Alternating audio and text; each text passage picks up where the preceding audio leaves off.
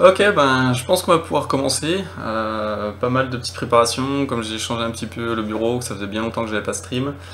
Ouais, pas mal de petites choses à installer, d'autant plus qu'on va regarder. Donc il y a une carte graphique qui est sur la configuration en train de tourner. J'en ai une autre pour vous présenter un petit peu la carte, le démontage, etc.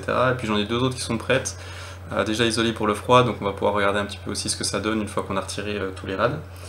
Alors aujourd'hui, on va s'intéresser donc à la 1080 Ti Lightning. Donc comme je viens de vous dire, j'en ai plusieurs à la maison. En air, j'ai pas trop joué avec, donc l'idée c'est de découvrir un petit peu comment elle se comporte en air, de voir un petit peu aussi sous water cooling, et puis après on jouera, alors pas aujourd'hui, hein, mais on jouera sous azote.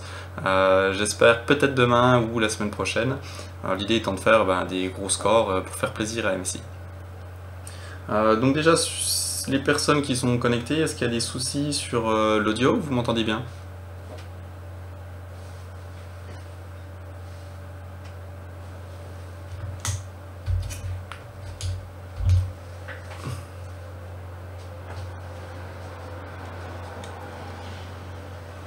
Nickel, bon, merci de la réponse. Il y a toujours un petit délai, du coup, entre-temps, tu sais jamais trop si les gens sont là, s'ils entendent ou pas. Si vous avez des questions pendant le stream, n'hésitez pas à les poser sur le chat. Si j'y ai pas répondu ou qu'un de mes collègues a pas répondu, n'hésitez pas à les reposer. Des fois, je vais avoir un petit peu de mal à tout suivre en même temps. S'il y a des tests que vous voulez que je fasse pendant qu'on y est, n'hésitez pas non plus à me demander. Un petit message sur le chat, est-ce que tu peux nous parler de ça, est-ce que tu peux tester ça, et puis on se lance. On va essayer de voir aujourd'hui donc sur la carte quand elle tourne, les fréquences qu'elle tient à stock, les fréquences qu'elle est capable de tenir une fois overclockée. J'ai installé juste avant là, un petit soft de Cooler Master, c'est le Cooler Master Connect, qui permet de voir aussi la consommation de la configuration, donc en entrée et puis en sortie avec efficacité, etc. Comme ça on va pouvoir voir un petit peu ce que notre carte graphique tire, une fois qu'elle est à stock et une fois overclockée. Et puis pendant que les tests d'overclocking tournent, parce que bon, quand on fait des tests d'overclocking, on lance une fréquence, on sait pas si ça va passer, donc il faut attendre que le test se termine, après on monte un petit peu la fréquence, on relance, etc. Donc on peut être amené à lancer 5, 6, 10, 20 fois le test. Et comme j'ai pas trop envie de vous barber à regarder le même test qui tourne en boucle, pendant qu'il tourne, on discutera un petit peu de la consommation de la carte, de sa température, on regardera comment on démonte une 1080 Ti Lightning, et puis on essaiera de préparer, alors là si j'ai le temps, on essaiera de préparer la carte pour le water cooling. Alors je vais vous switch un petit coup sur la config pour vous dire deux mots. Donc la config, normalement on devait jouer avec du X299, et puis hier j'ai eu un petit pépin. J'ai préparé les OS donc pour bencher et puis pour le stream, et puis une fois que les OS ont été prêts, j'ai fait 2-3 petites photos, j'ai éteint la config, je suis parti me coucher, le lendemain je suis revenu et la config était morte. Donc la grosse tuile, du coup on va tourner sur une X-Power mais en X99. Le processeur c'est un 6950X. En refroidissement, on a un Corsair 110i, je sais plus s'il s'appelle GTX ou pas, qui est en 280, donc normalement ça refroidit suffisamment bien les processeurs, d'autant plus qu'aujourd'hui on va surtout s'intéresser à la carte graphique. Là je vous ai collé un petit voltmètre, donc on voit les tensions d'alimentation de la carte, donc là elle est à 0,6 volts, mais c'est juste parce qu'elle fait rien du tout, elle est en repos, donc la gestion d'alimentation s'est mise en route, et puis la carte est au ralenti, voilà, pour chauffer moins, pour consommer moins, etc. Je pense que là-dessus vous êtes au point, si vous ne connaissez pas trop, pareil vous demandez, et puis on se prête. Bien évidemment, la star du jour, la MSI Lightning, en version 1080 Ti, c'est un gros morceau, hein. Je dirais bien un gros steak, mais ça pourrait être mal pris. J'essaierai de la passer tout à l'heure sur la balance pour vous dire le poids qu'elle pèse, mais elle est juste énorme, quoi, énorme.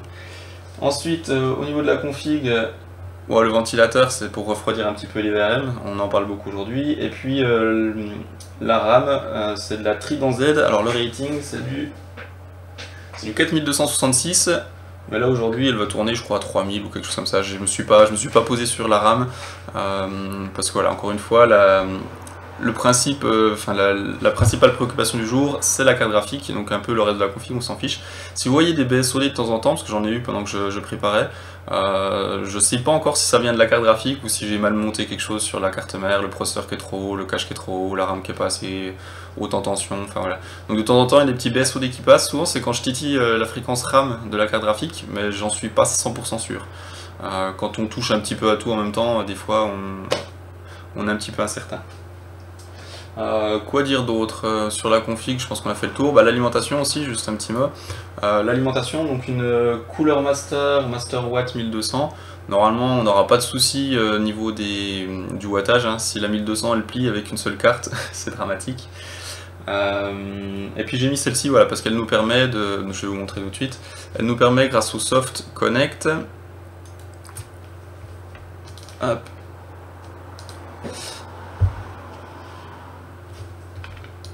voilà, elle nous permet de suivre plusieurs choses. Donc là j'ai coché certains paramètres, notamment la puissance d'entrée et la puissance de sortie. Donc on voit ici ce qu'elle consomme en entrée, ce qu'elle consomme en sortie. Si vous faites le ratio des deux, vous avez l'efficacité que j'ai affiché parce que c'est toujours plus pratique. Et puis on voit aussi les tensions du rail 1 et du rail 2. Donc c'est une alimentation qui a deux rails, on peut les combiner pour en faire un gros ou les laisser séparés. Donc suivant la configuration que vous avez, il y a des avantages à un, des avantages à l'autre. Là, vu que c'est modulaire, on peut se dire que on a le choix, ce qui n'est pas toujours le cas. Des fois on a des grosses alimes avec un seul rail et puis on peut malheureusement pas le splitter, des fois on a plein de petits rails et on peut pas forcément les combiner, et ça pose parfois des problèmes en overclocking extrême ou en H24 quand vous avez beaucoup de cartes graphiques ou des configurations qui consomment vraiment beaucoup. Voilà un petit peu.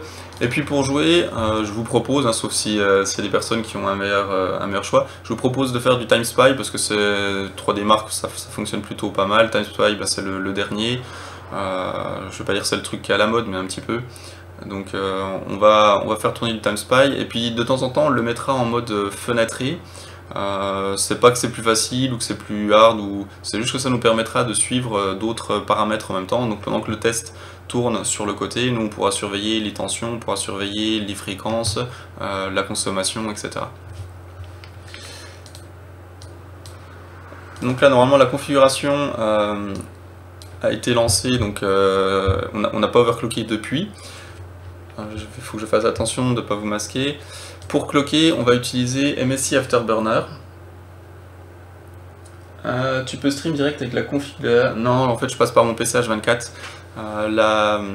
Le souci c'est que si je stream avec ma config de bench, vu qu'elle va planter sans arrêt, le stream va être interrompu tout le temps. Donc en fait j'ai un flux HDMI qui part de la config avec la 1080 Ti, j'ai un petit splitter et une carte d'acquisition HDMI et puis je stream avec mon H24. Donc le logiciel pour cloquer, on va utiliser MSI Afterburner. Dans un premier temps, je vais utiliser le BIOS classique de la carte graphique, donc celui que vous recevez quand vous achetez la carte, ce qui nous permet de modifier les tensions, mais vraiment de manière très légère. On peut mettre juste plus 100 mV, je crois. Donc ça va pas changer grand chose. On peut modifier un peu le power limit, on reviendra dessus, et puis les fréquences.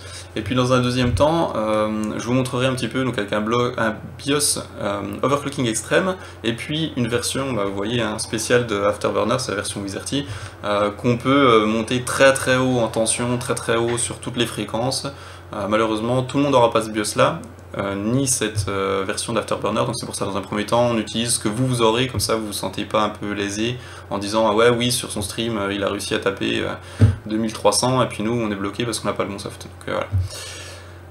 Et je vous propose de commencer, on va lancer le test. Alors là la carte elle est toute par défaut, on n'a rien touché du tout. On va lancer le logiciel. Donc on coupera parce que ça nous intéresse pas trop, on va couper juste après le GT1 et le GT2. On va pas passer les tests CPU et puis les tests physiques. De toute façon je crois qu'il n'y a pas de test physique sur celui-là. Combine, pardon. Donc on arrêtera juste après le GT parce que ça nous fait gagner un petit peu de temps et puis ce qui nous intéresse c'est les performances de la carte. Bon, il est toujours un petit peu long à se lancer. Donc pendant qu'il tourne, on va peut-être regarder au moins une fois pour ceux qui n'ont jamais vu. Je doute qu'il y ait des personnes qui n'ont jamais vu Time Spy tourner. Mais... la config, c'est du 6950X qui doit être cloqué à... Je te dis ça dans une seconde. Si jamais ça n'interrompt pas Time Spy, ouais, forcément. Qui est cloqué, Ah, les mises à jour, c'est mal. J'aurais dû enlever la clé Wi-Fi.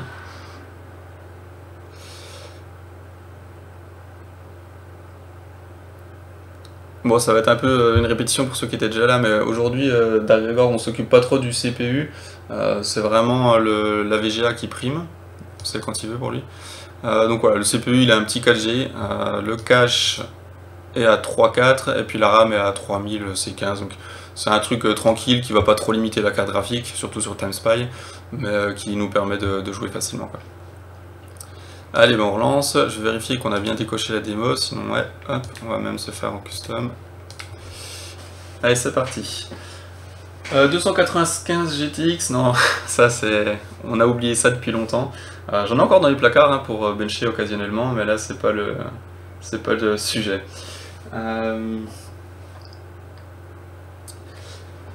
Alors, le temps que ça se lance, j'ai peur à chaque fois que je prends la carte dans ma main, j'ai un petit clac-clac, c'est parce que je l'ai remonté juste vite fait.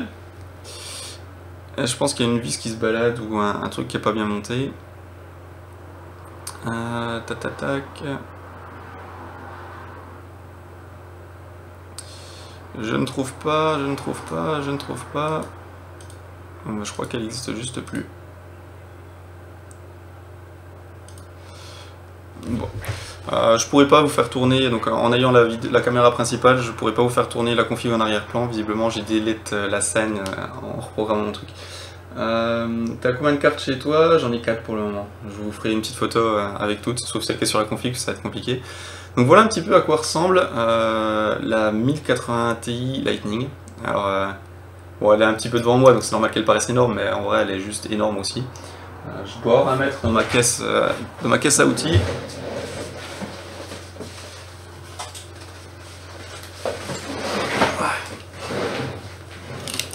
Comme ça, s'il y en a qui ont un boîtier qui n'est pas juste monstrueux, parce que... Alors, est-ce qu'on va voir? Allez, on va dire à peu près, je remonte, à peu près 32 cm. Ouais, un beau steak. Là, on entend la carte qui se met en route, c'est une petite particularité, donc la carte, elle tourne pas quand elle est au repos. Quand on lance le jeu, le temps qu'elle chauffe, etc., avec l'inertie du RAD qui est juste énorme, ben, le ventilateur ne tourne pas non plus.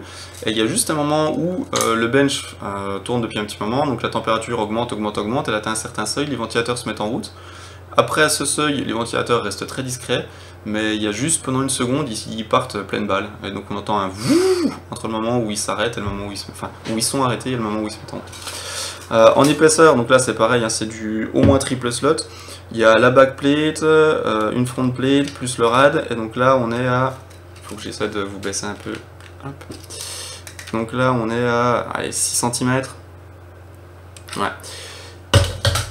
6 cm, et puis voilà, troisième dimension. Là je pense pas que vous ayez trop de soucis sur votre boîtier, de toute façon si ça passe en longueur, avec 14 cm.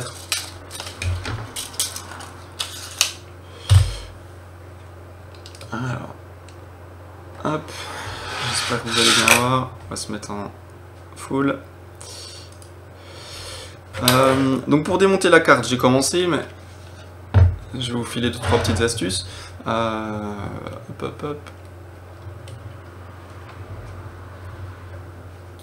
Ouais.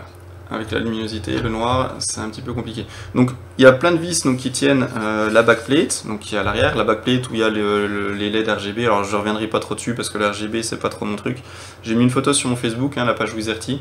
Si jamais ça vous intéresse, vous pouvez aller voir à quoi ça ressemble. C'est joli rapidement, mais je pense que à laisser tourner ça H24, ça devient vite écœurant, quoi. Donc vous avez plein de petites vis qui permettent de retirer cette plaque là, donc on peut la retirer sans avoir à démonter le rad principal, donc ce qui est déjà une chose, enfin une bonne nouvelle pour moi, parce que de temps en temps on a besoin de l'enlever pour passer du SLI, pour monter un waterlock ou quoi que ce soit, donc là c'est vraiment indépendant, vous pouvez démonter le rad ou démonter la backplate sans avoir à enlever l'autre, donc c'est comme vous avez envie.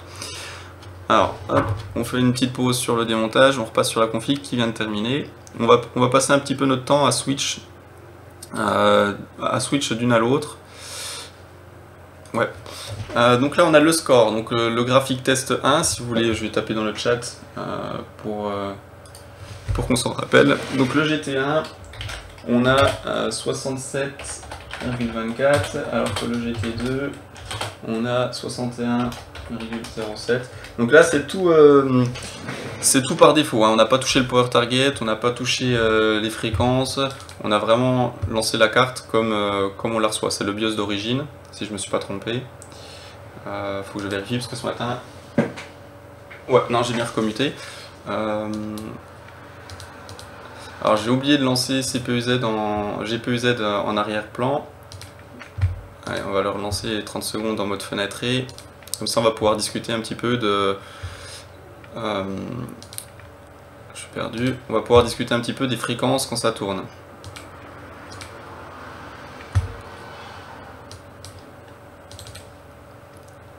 Alors je sais pas trop, je pense que le fait de mettre le mode fenêtré, ça perturbe hein, les scores. C'est pour ça que le premier run, je l'ai lancé... en mode normal, pas en mode fenêtré, parce qu'une fois qu'on est en mode fenêtré, vu qu'on a d'autres fenêtres qui tournent derrière, qu'on a... j'espère que c'est pas ma cam.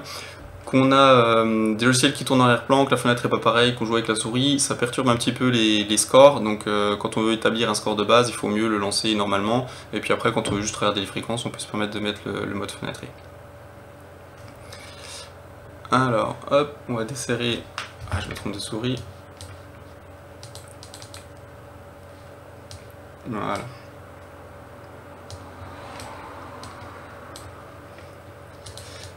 Donc sur la fenêtre, j'espère que c'est assez lisible chez vous. Si ça y est pas, ouais, les scores sont aléatoires. Est-ce que quelqu'un peut me confirmer que vous voyez bien donc la fréquence dans GPU-Z? Là, elle est à 1974. Et puis, donc quand elle s'était lancée, elle était un petit peu plus haute, il me semble. Est-ce qu'on a eu un max? Ouais, 1990.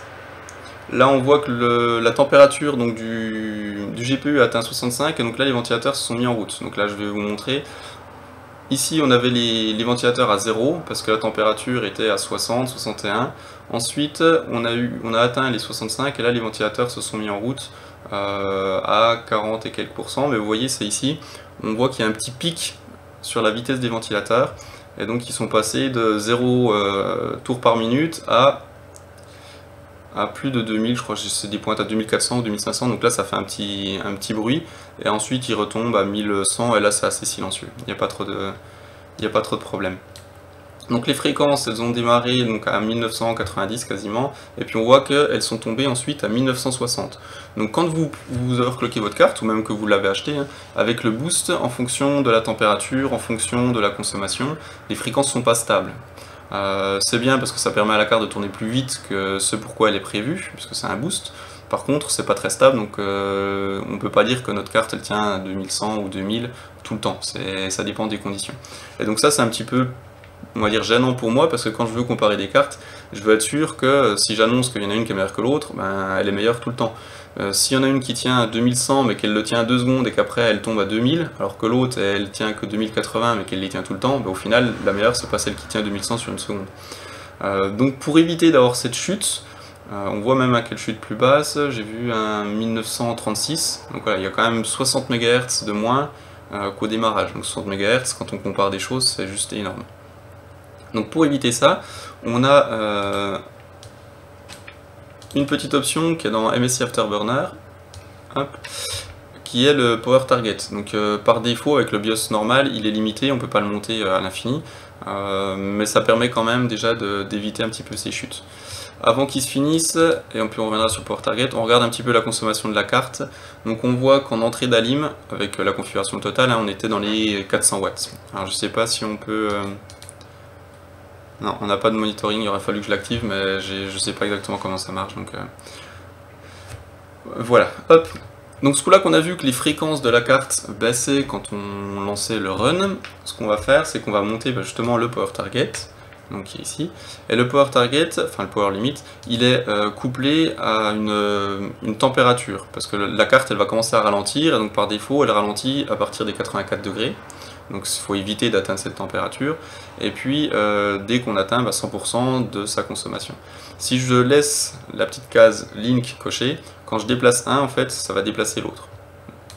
Bon. Quand je vous parlais tout à l'heure des BSOD qui étaient un petit peu aléatoires, là on en tape un. J'ai juste pas eu le temps de chercher de quoi ça venait. Et voilà l'avantage aussi de pas stream avec sa config de test, parce que sinon le stream se serait interrompu. Allez, hop. On relance, et puis du coup on va partir directement avec le Power Target activé, et puis voir si on arrive à stabiliser un petit peu les fréquences. On peut pas neutraliser le boost dans le BIOS. Alors sur certaines cartes, on pouvait le forcer à fond tout le temps. Sur certaines cartes, on peut modifier le BIOS pour qu'il soit la valeur que l'on veut. Mais ça dépend un petit peu des marques, ça dépend un petit peu des modèles. Des fois tu peux, genre sur les 980 tu peux, après sur les 1080 tu peux plus. Enfin, c'est assez compliqué et ça a tendance à aller plutôt dans le mauvais sens. C'est-à-dire qu'avant on pouvait faire un peu ce qu'on avait envie et maintenant plus forcément, quoi. Allez hop, les petites mises à jour qui s'installent. Ça c'est du stream de haute qualité, ça.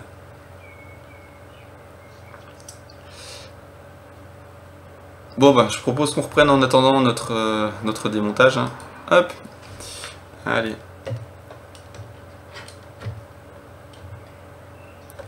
Alors, le démontage de la carte. Donc, je vous disais, on peut démonter la backplate ou le rad de manière indépendante. Le seul truc qu'il faut faire très attention, c'est qu'en fait, il y a une petite pastille sur une des vis. Alors, la petite pastille... Voilà. La petite pastille, c'est ce que j'appelle... c'est ça.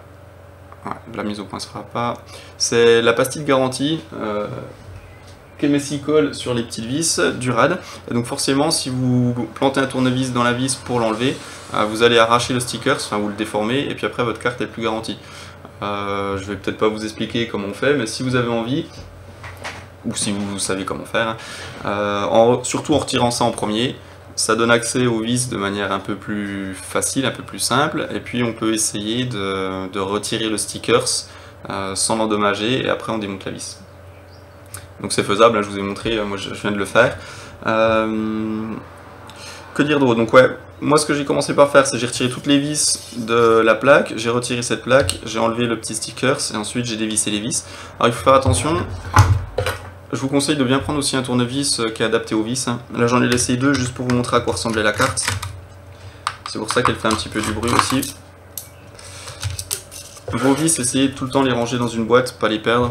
Quand vous savez pas que c'est la première fois que vous démontez aussi, regardez bien les tailles des vis, il y en a des grandes, il y en a des courtes, autant les remettre au bon endroit.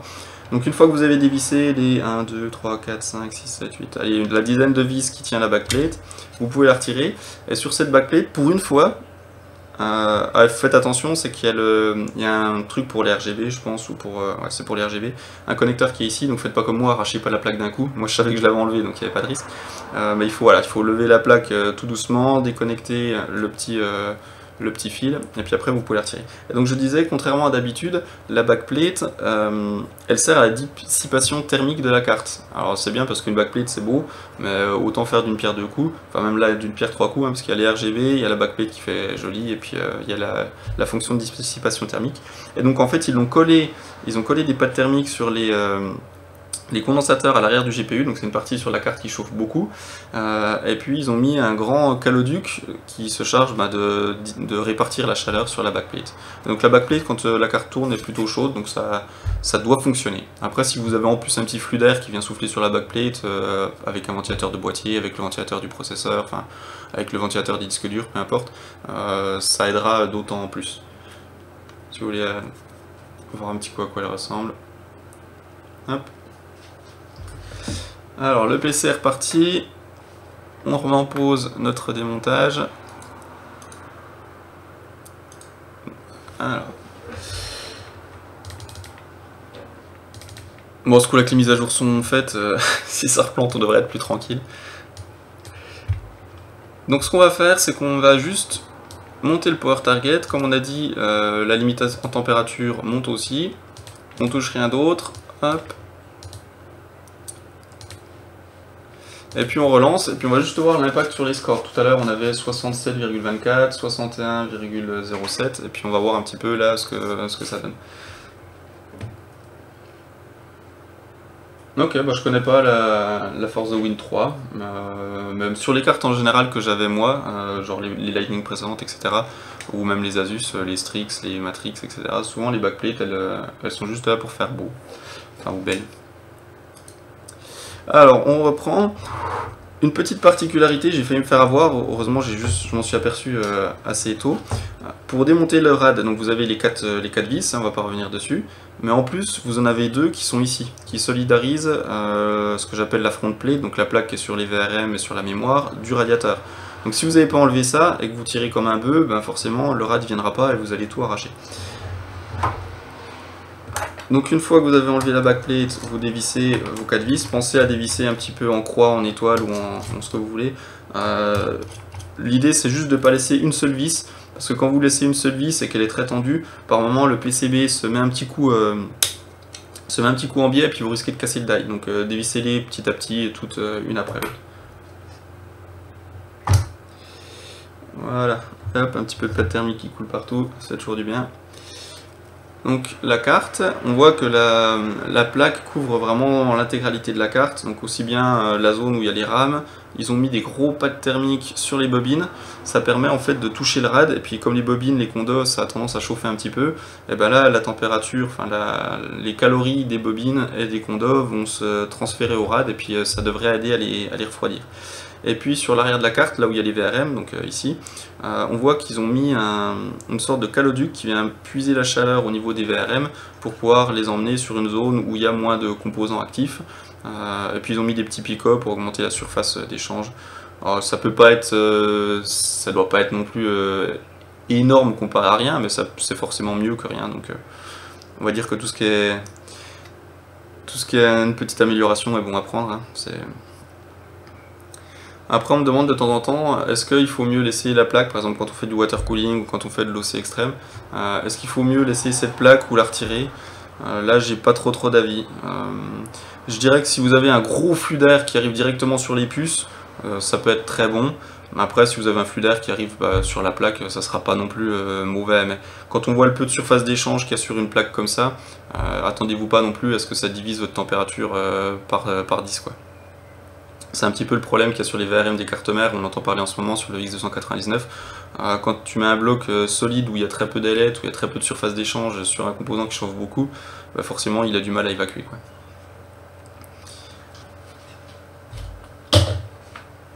Hop. Alors le rad, ils ont mis donc une plaque, ça moi j'aime bien, ils ont mis une plaque donc, qui est en contact avec le GPU, donc c'est pas du direct on die comme sur une Strix ou comme sur une Matrix. Alors certains diront que les caloducs en contact c'est mieux, le problème c'est que les die ils sont assez petits, enfin, quoique celui-là est quand même pas mal grand, mais ils sont de plus en plus petits, il y a de plus en plus de caloducs, et au final si, donc je me mets un petit peu à côté pour que vous voyez, mais si on a un die qui fait cette taille là et puis qu'on a 5 caloducs, mais au final celui-ci et celui-ci, ils touchent pas, ils servent à rien quoi. Donc autant mettre une plaque intermédiaire pour être sûr que toute la chaleur passe à travers elle, elle va diffuser sur l'ensemble des caloducs, et puis on aura un refroidissement qui est un petit peu plus homogène. Et puis surtout quand on a des caloducs directement en contact, comme ils sont pas parfaitement plats, il y a des petits espaces entre eux, il y a toujours des parties du die qui sont pas en contact avec du métal, avec du cuivre, et donc avec une épaisseur de pâte qui est plus importante, et puis ça me rassure jamais trop quoi. Les caloducs, là ils en ont mis un bon petit paquet, hein. 1, 2, 3, 4, 5, 6. Ceux-ci c'est les mêmes, hein. C'est juste qu'ils les ont rabattus pour venir ici. Voilà, 6 gros caloducs qui emmènent donc les caloducs, pour ceux qui ne connaissent pas, ça permet de puiser on va dire les calories, donc la chaleur, ça puise la chaleur au niveau du GPU, et en fait c'est un peu une sorte d'autoroute pour les calories, ça va les transmettre très rapidement à l'extrémité du rad, parce qu'en fait si vous enlevez les caloducs, la chaleur va être concentrée ici vous allez être très chaud, et puis au final les ailettes qui sont là seront froides, et si elles sont froides, c'est comme si elles servent à rien du tout. Donc là les caloducs prennent la chaleur, ils emmènent la chaleur sur toute la longueur du rad, toutes les ailettes sont tièdes au lieu d'être bouillantes ici et puis froides ici, et du coup vous avez un refroidissement qui est beaucoup plus homogène et puis beaucoup plus performant quoi. Sur le devant de la carte, on n'en a pas parlé, vous avez 3 gros ventilos, enfin 2 gros et puis un moyen on va dire. Je les trouve pas particulièrement bruyants quoi, pourtant le PC il est sur la table de bench, c'est assez silencieux. En même temps, vu la taille de la carte, ça serait un drame s'ils n'avaient pas réussi à faire quelque chose de performant et de silencieux. Alors, le test est fini. Ce que je craignais est arrivé. Donc, on a monté le power target pour stabiliser les fréquences, et au final, le score est pas plus haut. Tout à l'heure, on avait 67-24. Je vais vous montrer la config. Tout à l'heure, on avait 67-24. Maintenant, on a 66-92. On avait 61,07, on a 61,04. Alors pourquoi est-ce que le score est pas plus haut, sachant qu'on a monté le power target? C'est simplement parce que quand on lance 2 ou 3 fois le test, il y a des aléas au niveau du score. il est pas parfait, quoi. Si on lance 2 fois dans la même configuration, on n'aura pas 2 fois exactement le même score. Et donc là, ben, on a l'exemple. On va essayer du coup pour voir si les fréquences sont stabilisées quand même, ou si c'est juste un score random, ou si le fait de monter le power target n'aide pas du tout. Donc on relance en mode fenêtré, et puis tout à l'heure on a vu que les fréquences elles passaient de 1990 je crois à 1936 au plus bas. Et donc là avec le power target on va pouvoir voir si jamais c'est encore le cas, ou si ça a permis de stabiliser un petit peu. Si ça n'a pas permis de stabiliser par contre c'est qu'il y a un problème, parce que normalement ça fonctionne plutôt bien.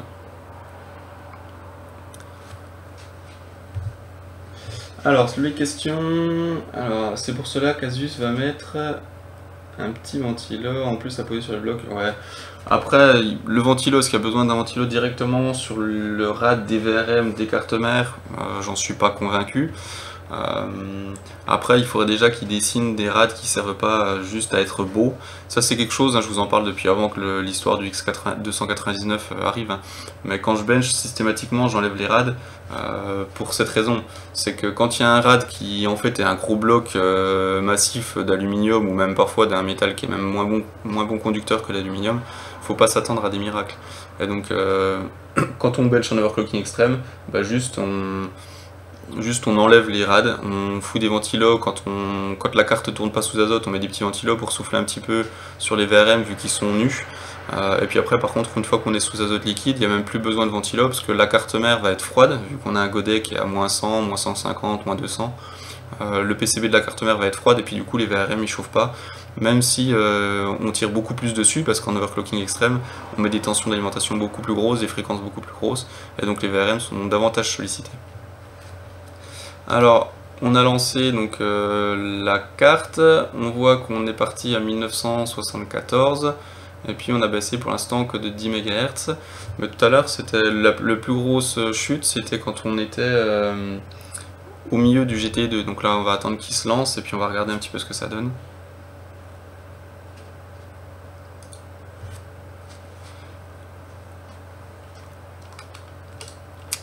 Hop.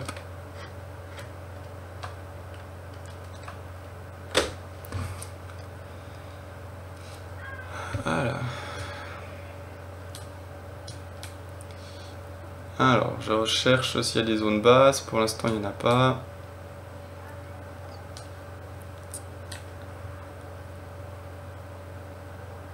On va regarder en direct, comme ça si jamais ça drop, on va le voir. Donc là on est toujours à 1961.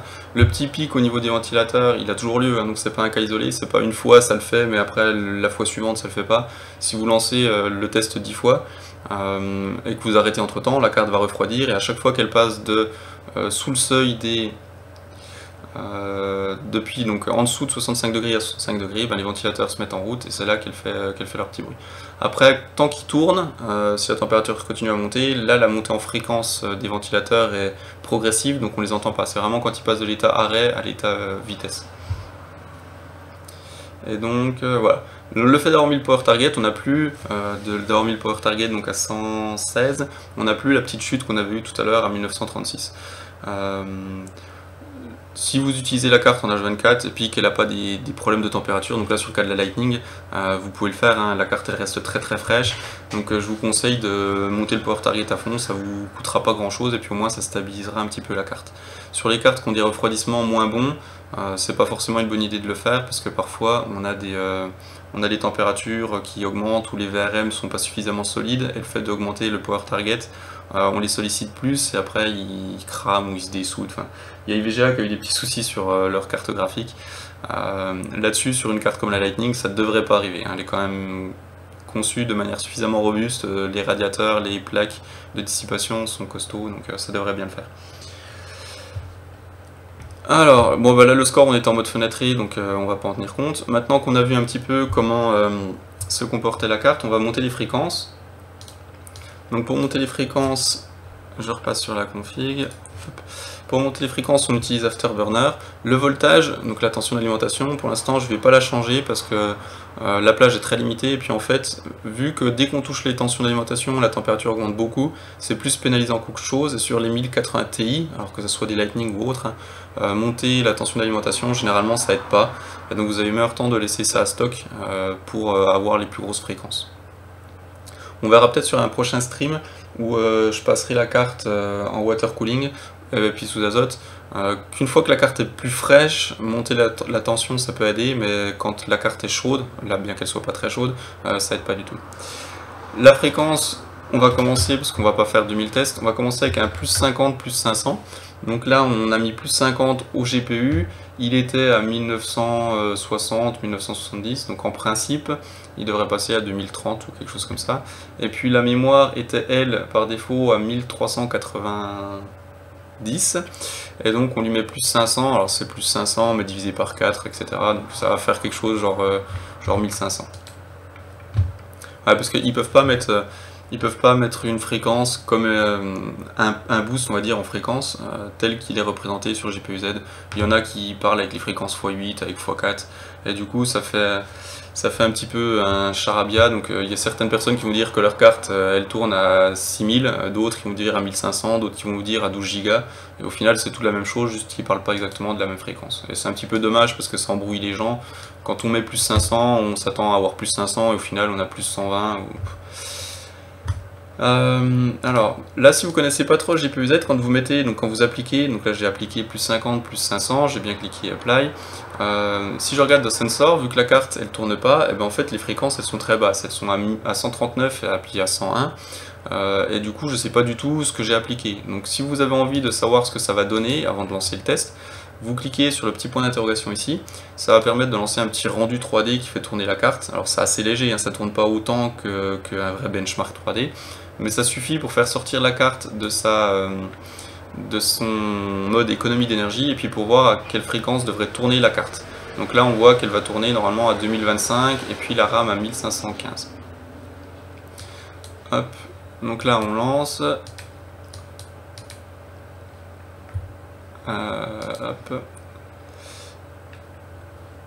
On va le lancer en mode non fenêtré, et puis comme ça on va pouvoir voir un petit peu ce que ça nous donne au niveau des scores. Salut Lulu. Si vous avez des questions, encore une fois, n'hésitez pas à vous poser dans le chat. Peut-être que je parle un petit peu trop vite. Si c'est un peu trop technique, n'hésitez pas à me le dire aussi. Qu'est-ce qu'on a d'autre à dire sur la carte? Je crois qu'on a fait à peu près le tour. Ah non, quelque chose que je voulais vous montrer aussi. Peut-être qu'on va mieux le voir sur mes autres cartes.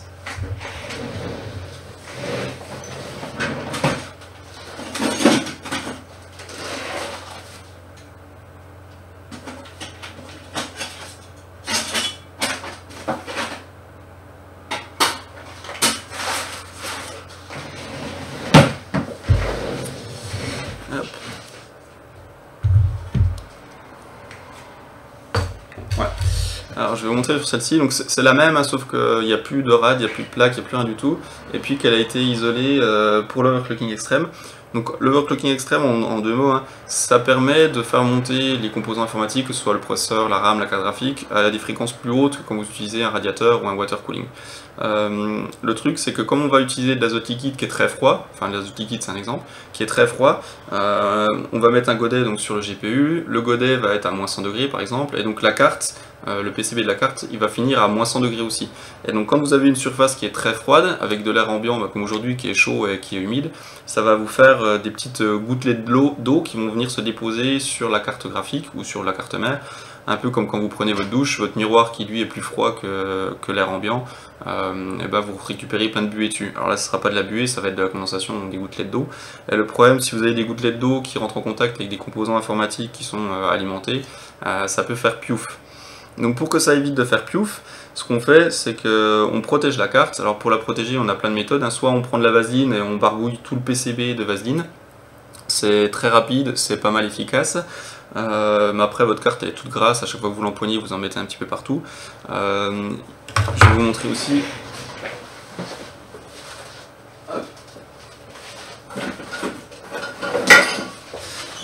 à quoi ressemble les pots de vaseline, donc parce que vous pouvez acheter des petits tubes, mais les petits tubes ça revient vite cher.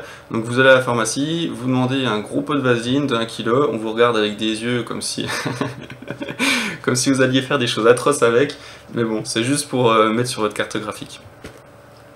Et puis après, normalement en général j'ai toujours une brosse à dents, voilà. Je sais pas si vous allez voir, j'ai une brosse à dents qui traîne dedans, et puis vous pouvez prendre une brosse à dents, un pinceau, peu importe. Ça marche bien pour étaler sur le PCB. Une fois qu'il y en a sur le PCB, vous prenez un sèche-cheveux, vous faites chauffer un petit peu la vaseline, et en fait quand elle va chauffer, elle va se liquéfier, et puis vous allez pouvoir l'étaler beaucoup plus facilement. Autre méthode, le Plastidip, qui est assez célèbre en ce moment. Le gros avantage du Plastidip, c'est que c'est pas de la vaseline. Une fois qu'il est appliqué, il devient solide, donc quand vous empoignez votre carte, vous en foutez pas partout. Donc ça c'est déjà cool. Et puis la vaseline, sur certains composants qui sont très petits, il y a parfois des soucis de compatibilité, et puis on a des problèmes où la carte boot plus, etc.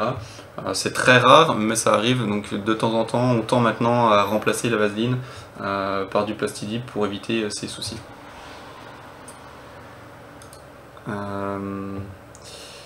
Alors j'ai un petit souci, il a l'air de friser. Je sais pas si vous m'entendez encore, moi je vois le truc qui a frisé.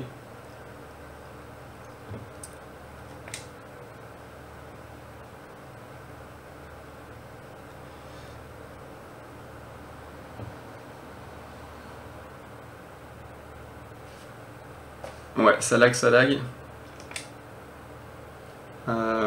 Est-ce que ça lag chez vous aussi?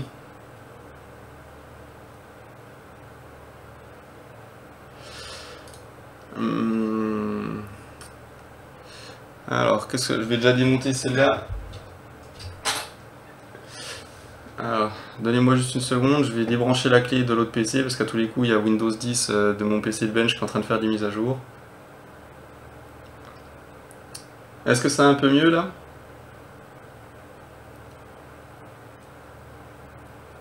En tout cas, depuis mon PC, c'est repassé dans le vert, donc c'était dans le rouge, c'est repassé dans le vert, donc ça devrait aller mieux chez vous aussi. Ok, bon, on va reprendre. Donc je disais, ouais, le Plastidip, ça permet d'isoler la carte sans en foutre partout, sans avoir les problèmes de compatibilité avec les petites puces. C'est une bombe, c'est un aérosol, hein, donc vous appuyez comme une bombe de peinture, ça va venir déposer des couches, vous faites 2-3 couches sur votre carte, les solvants vont s'évaporer, et puis une fois que les solvants sont évaporés, en fait, ça fait une petite couche de plastique comme du scotch sur votre carte, et donc elle est protégée de l'eau. Alors, entre temps le bench c'est fini, donc du coup, vu que moi j'ai relancé la config, j'ai perdu les valeurs des FPS, je crois que c'était 67 et puis 61, mais j'en suis plus convaincu. S'il y en a un qui l'a sous les yeux, s'il peut réécrire. Et donc maintenant qu'on a cloqué un petit peu la carte, on a, donc avant, je sais plus, c'était 67... on avait 67.2, je crois, quelque chose comme ça. Et puis 61. quelque chose. Donc ça c'était à stock. Et là maintenant qu'on a cloqué, on a 69.25 et puis 63.20. Ah ouais, si, c'est un petit peu le problème. Alors attends, je relance, je réponds à ta question juste après, je relance un test. Qu'est-ce qu'on va lancer comme test ce coup-ci? On a mis plus 50, plus 500, c'est passé. Moi je vous propose un petit plus 70. Alors les fréquences, est-ce que les fréquences étaient stables? Visiblement non. Elles sont tombées à 2000. Ouais, elles sont tombées à 2000 sur tout le long quasiment. Donc ouais, c'est assez stable. C'est plus bas que ce qu'on avait imaginé avec GPU-Z. Mais par contre c'est stable. Donc là je mets plus 70. Donc normalement au lieu de 2000 on devrait avoir 2020 stable. Hop. C'est reparti. La température, hein, on en a parlé déjà plusieurs fois, mais si on cherche la crête avec les ventilateurs qui sont en auto, on voit que c'est 67 degrés et que les ventilateurs ils tournent à 1200 tours. Donc 1200 tours sur des ventilateurs qui sont fins et qui sont pas très, enfin pas énormes, hein, c'est pas non plus des 120 ou des 140, c'est très acceptable niveau nuisance sonore. Donc le Plastidip, ouais, en effet, t'as raison, le Plastidip. Le problème, c'est qu'une fois que tu en as partout sur la carte, eh ben, c'est plus ou moins facile à enlever, et puis de temps en temps, c'est plus que moins. Quand tu mets sur l'arrière, par exemple, d'une carte mère, quand tu mets sur l'arrière d'une carte mère, c'est assez simple parce que la carte mère, elle est lisse.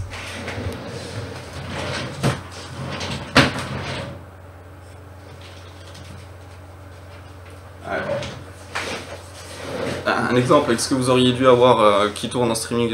Donc tu vois, si tu regardes la carte mère, bon celle-là elle est Vaseline et Plastidip. J'ai fait un petit peu un mixte des deux.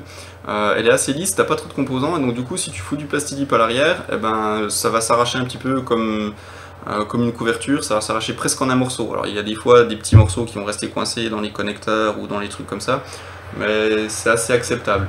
Par contre, quand tu en mets de ce côté-là, le problème c'est qu'il faut pas que t'en mettes, entre les slots RAM, il faut pas que t'en mettes dans les slots RAM, il faut pas que t'en mettes sur les connecteurs des fans, il faut pas que t'en mettes sur les PC Express, il faut pas que t'en mettes. Enfin, en gros, il y a plein de zones où tu dois pas en mettre.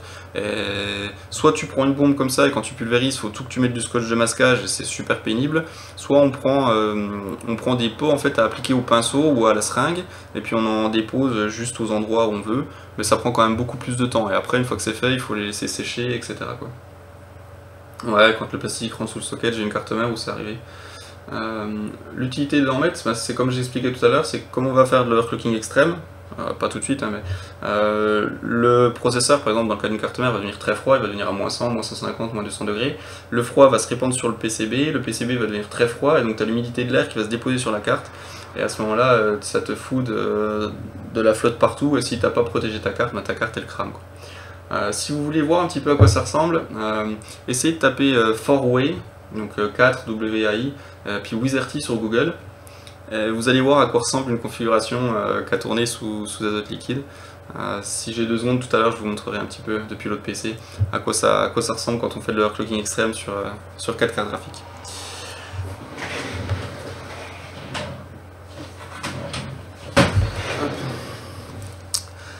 Donc No Lightning, pour en revenir à No Lightning, les étages d'alimentation, donc ce qu'on appelle les VRM qui sont très bien conçus sur cette carte, ils sont ici, c'est les petits composants, et vous voyez que là j'ai pas mis d'isolation parce que le but c'est qu'il y ait un flux d'air qui puisse arriver dessus, quoi. Si jamais vous mettez du scotch ou des choses comme ça fait une espèce de barrière et puis du coup le flux d'air n'arrivera pas sur les VRM et puis il risque de surchauffer. Ah, je crois que la carte a planté. Donc à plus 70, ça n'a pas fini le test, on n'en était pas loin. Donc on a passé les 70 FPS, et puis le GT2 a pas fini, et il a pas fini, mais ouais, il restait rien, quoi. Quand vous regardez la longueur qu'il fait, et puis la longueur qu'il a fait, donc à plus 70 on n'est pas stable, mais on n'en est vraiment pas loin. Donc à plus 60 on aurait, je pense, réussi à passer le test. Et donc là on était à 2025. Voilà, donc la carte elle passe les 2 Go, mais elle passera difficilement plus. En tout cas avec les ventilateurs à la vitesse où ils sont. Si on les met un petit peu plus rapide, là ils tournaient à 48. Si on les met un peu plus rapide, normalement on devrait pouvoir arriver à stabiliser la carte. Je vais pas les mettre à plus 100 parce que ça fait un boucan d'enfer et puis après ça va vous gêner. On va mettre un petit plus 75. Donc là ils vont se mettre à tourner en continu. Je sais pas si vous allez les entendre. Et donc à 75%, ils sont à fan speed, ils sont un petit peu en dessous de 2000 tours. Bon, ça reste très correct. Hop, on va relancer, puis on va voir si ça passe, pendant que je continue à vous parler un petit peu de la carte.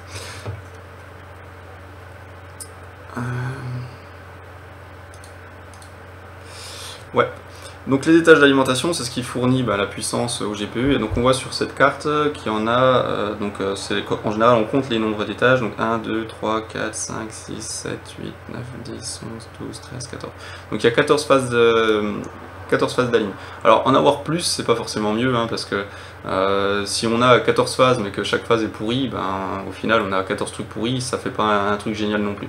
Et puis pareil, si on a des phases d'alimentation qui sont géniales mais qu'on en a 2, ça suffira pas. Donc là sur la Lightning, les phases c'est ce qui se fait de mieux en ce moment, c'est les mêmes je crois qui sont sur les cartes Galax dédiées à l'overclocking extrême, c'est les mêmes qui sont sur les cartes Kingpin, etc. Donc c'est des très bonnes phases en nombre conséquent. Donc avant de faire plier les étages d'alimentation, vous mettrez le feu à votre GPU, quoi. Enfin c'est une blague, hein, vous ne mettrez pas le feu, mais je veux dire qu'ils sont suffisamment costauds pour être sûr de ne pas vous limiter. Donc tout ceci, donc là il y a les étages d'alim, c'est ce qui convertit le 12 volts qui provient de votre alimentation. Votre alimentation elle envoie du 12 volts ici, et puis vous, votre GPU il utilise en ce moment, alors hop, en ce moment vous voyez sur le... C'est étrange, j'ai dû se mettre en pause. Ah c'est... Ma caméra qui a sauté.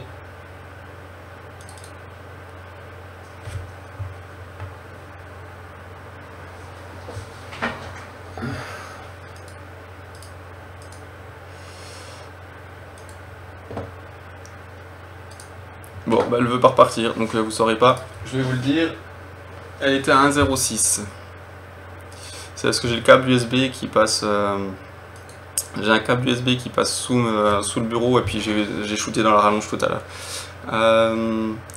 Donc ouais, 1,06 volts. Donc je disais, vous avez du 12 volts qui arrive ici, et puis au final vous utilisez 1,06, quelque chose comme ça, ici. Et donc entre le 12 qui arrive et le 1,05 dont vous avez besoin, et ben c'est ces petits composants là qui vont le transformer. Et forcément, plus votre GPU il a une grosse fréquence, et puis plus il a une tension élevée, et puis plus eux ils vont devoir travailler, et plus ils vont chauffer, et donc plus ils doivent être costauds pour pouvoir encaisser la charge de travail. Juste à côté vous avez les bobines, c'est ce qui filtre le courant, pour éviter d'avoir des creux quand les VRM hachent. Et puis ici vous avez tout ce qui est condensateur pour lisser un peu la tension. Donc en gros, pour faire simple, les VRM, on va dire qu'ils passent leur temps à s'ouvrir et à se fermer. Et donc quand vous avez du 12 volts, plus ils s'ouvrent longtemps, plus la tension va être basse, et puis plus ils se ferment longtemps, plus vous serez proche des 12 volts. Et donc vu qu'ils passent leur temps à s'ouvrir et à se fermer, votre tension en sortie, ça va pas être pile poil à 1,05 volts, en fait ça va être quelque chose qui va faire comme ça va faire des petites ondulations. Et puis les ondulations pour une carte graphique c'est pas très bon, parce que dans les creux elles risquent de planter parce que vous n'avez pas assez de tension, et puis dans les pics elles risquent de chauffer plus parce que vous envoyez plus, et donc ça nuit un peu à la stabilité de la carte. Et donc pour que le courant, au lieu d'être comme ça, il soit le plus proche possible de ça, et ben vous avez des condensateurs. Et les condensateurs ils sont déjà très largement suffisants sur la carte, mais quand j'étais donc au Computex au mois de juin, donc à Taïwan, je suis passé au HQ de MSI, donc où ils font les cartes, et puis ils m'ont passé cette carte là où ils ont ajouté, donc ça c'est pas dans les versions normales, ils ont ajouté donc ici des condensateurs à l'arrière pour essayer de stabiliser encore davantage le GPU. Alors je peux pas vous dire si ça aide ou pas, parce que si ça aide c'est vraiment de manière très infime. Et on peut pas dire par exemple cette carte là en a pas, elle tient 2000, cette carte là en a, elle tient 2050, donc les condensateurs c'est mieux, parce que peut-être que cette carte là elle était mieux de base. Donc pour voir la différence il aurait fallu dessouder, enfin tester la carte qui a tous les condensateurs, vérifier à combien elle passe, combien elle bench, et puis après retirer tous les condensateurs et puis voir si c'était mieux ou pas. Mais là ça fait du boulot pour pas grand chose. Tu la passes au lave-vaisselle aussi.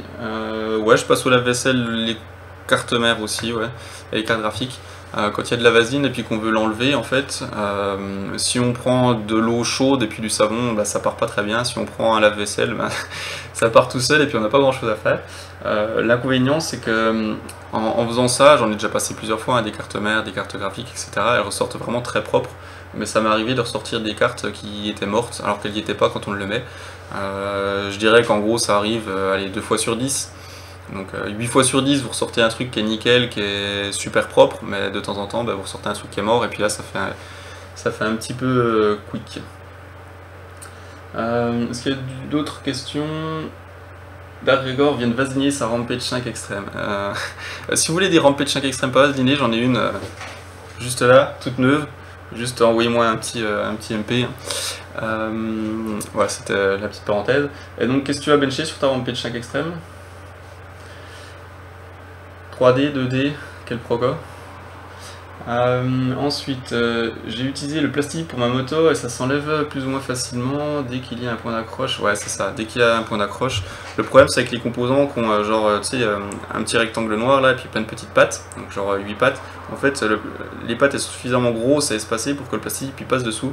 Alors là, à enlever, c'est un massacre quoi. C'est ça, je au four. Bah ouais, une fois que tu as passé ta carte mère au lave-vaisselle, elle est bien trempée. Donc ce que je fais, c'est que déjà il faut qu'elle soit bien rincée, qu'il ne reste pas de sel ou de choses comme ça. Ensuite je la secoue un peu pour enlever le plus gros des gouttes d'eau, histoire que le four soit pas plein de vapeur non plus. Et puis surtout que sur les gouttes d'eau, tu vois, si l'eau elle est saturée un petit peu en sel, ou etc., quand l'eau va s'évaporer, il va rester du sel, ça va faire des traînées blanches. Donc ce que je fais, c'est que je secoue la carte un petit moment, je prends du sopalin pour enlever le plus gros de l'humidité, et puis après je la passe au four pour qu'elle soit 100% sèche. Et si vous faites ça, le passage au four, pensez bien à laisser la carte refroidir tranquillement. Faites pas, je la fous au lave-vaisselle, elle prend 70 degrés d'eau chaude, je la sors, je la fous tremper dans le four à 200 degrés, et puis elle est à 200 degrés, je la plug, parce que sinon ça va mal se passer. Donc le lave-vaisselle, déjà mettez-le pas trop chaud, hein, et puis gavez pas de savon non plus. Le but c'est pas de la tuer. Une fois qu'elle sort du lave-vaisselle, enlevez le plus gros de l'eau. Le four, mettez-le à 60 ou 55 ou un truc comme ça, et évitez de dépasser les 100 degrés, ça sert pas à grand chose. Et une fois qu'elle a cuit, une fois qu'elle est restée au four à 60 degrés pendant, je sais pas, 20 minutes et qu'elle est sèche, laissez-la refroidir en dehors du four tranquillement avant de la plugger. Tant que vous voyez qu'elle est bouillante, laissez-la encore se reposer, quoi. Ah, thermostat 7, c'est 210, ouais, non, c'est... On le fait de temps en temps, le hardware au four à 200 degrés, mais c'est pour ressouder les vieux GPU, notamment les 8800 GT qui avaient des problèmes. C'est que d'ailleurs j'en ai des GPU dessoudés. Le GPU, là, si vous avez jamais vu à quoi ça ressemble, en fait dessous vous avez plein de billes d'étain. Je sais pas combien il y en a, mais je vais dire par exemple il y en a 1000. Les billes d'étain elles sont sous le GPU, ils le posent sur la carte, ils chauffent tout et en fait ça fond et puis ça soude le GPU au PCB, et puis chaque petite bille ça permet de faire un contact. C'est pas comme sur une carte mère où vous avez les pins, vous posez le processeur dessus et puis en fait le contact entre le processeur et la carte mère se fait par l'intermédiaire d'une pin. Et là c'est vraiment soudé dessus, un peu comme sur les PC portables.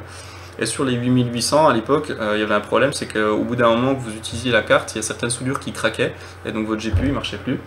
Et ce qu'on faisait, c'est qu'on prenait la carte, on la foutait au four à 180 ou 190, faut pas la mettre trop chaude non plus. Ça ramollissait un petit peu les soudures, et du coup ça permettait de restaurer, on va dire, la soudure, d'éviter les micro-fissures. Et puis souvent la carte elle remarchait, alors elle remarchait pour 10 minutes, pour 3 jours, pour 10 ans, ça dépendait un petit peu de la chance qu'on avait, quoi. J'ai un GPU qui traîne, juste voir s'il est là, vous montrer un petit peu à quoi il ressemble.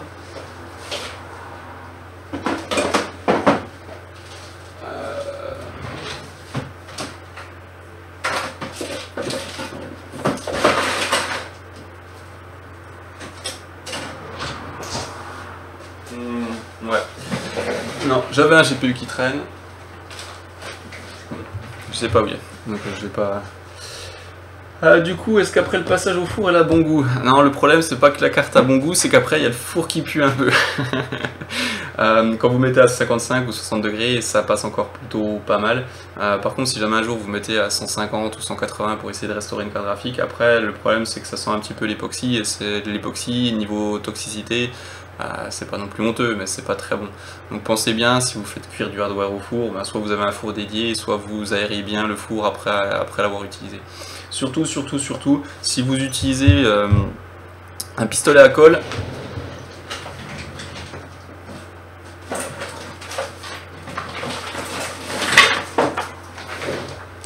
ce genre de truc là, vous savez, les pistolets à colle chaudes là pour faire des V-mods, souvent on utilise ça pour éviter que nos V-mods se déchirent. Et le problème c'est que ça fond à 60 degrés ou 70 degrés. Et ça pue à fond. Et donc si jamais t'en as mis sur ta carte mère, que tu la passes au four, là c'est un massacre. Tu ouvres le four, t'as une fumée qui se dégage, qui pue, après ton four il pue pendant 3 semaines. Enfin, donc évitez de mettre votre matériel au four si jamais il y a de la colle comme ça dessus, quoi. Alors, on repasse sur la config. Alors qu'est-ce qu'on a fait comme test? J'en ai plus aucune idée. 2050, on est passé à 2050 stable tout le long. Alors qu'est-ce qu'on a mis comme paramètre pour avoir 2050 stable tout le long?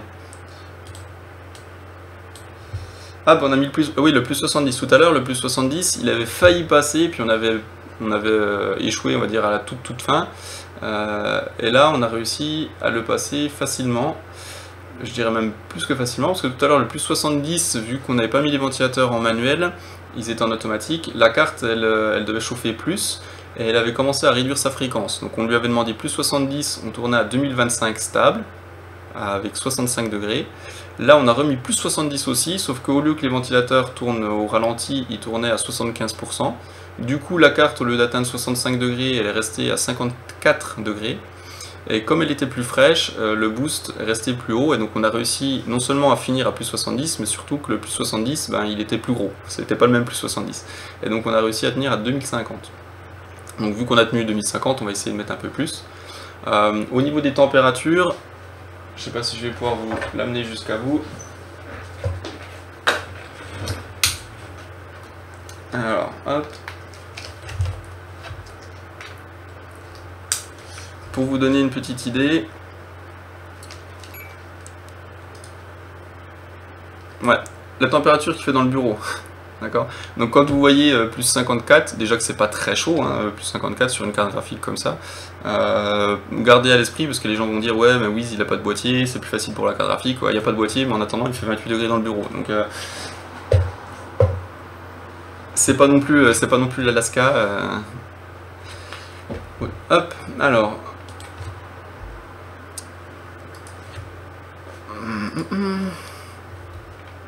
On y va, plus...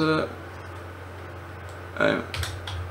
Je vais pas faire le fou parce que je pense que plus 70 on a déjà craché une fois, donc là on va peut-être passer plus 80 mais c'est même pas sûr. Là on doit vraiment être proche, on doit être proche de la limite. D'accord, qui dit moi j'ai des soudures mal faites sur la carte d'alimentation de mon écran, je peux essayer ou pas, de toute façon j'ai rien à perdre. Eh ben si t'as rien à perdre, tu peux essayer. Après si c'est sur une carte qui se détache de ton écran, je te conseille d'essayer, hein. Si t'as rien à perdre et puis qu'il est plus garanti et qu'il fonctionne plus, ben go. Par contre, si jamais la dalle est attachée et que tu peux pas séparer ta carte d'alimentation de ta dalle, je sais pas trop ce que les cristaux, enfin ce que les LCD etc. vont donner si tu passes au four, quoi. Après si tu essayes, tu pourras nous dire. Il faut toujours un qui commence, hein. Il faut toujours un qui commence. Voilà, hop. Quoi d'autre? Ouais, sur les Lightning, un petit truc qui est sympa, alors vous l'utiliserez sans doute moins que moi. Il y a ce qu'on appelle les points de mesure, alors eux ils appellent ça les V-checkpoints, donc qui sont ici, vous voyez, il y a des petits connecteurs, les connecteurs blancs là, donc il y en a 3. Le premier, celui où j'ai un truc attaché, c'est pour le VGPU, donc ça vous donne la tension d'alimentation du GPU. Ensuite il y a pour la RAM, et puis ensuite il y a pour la PLL. Alors là dans l'Afterburner que j'utilise, la version normale avec le BIOS normal, ouais là ça a craché. Hop. La version que j'utilise, elle a pas elle permet pas de modifier les tensions. Je vais vous montrer.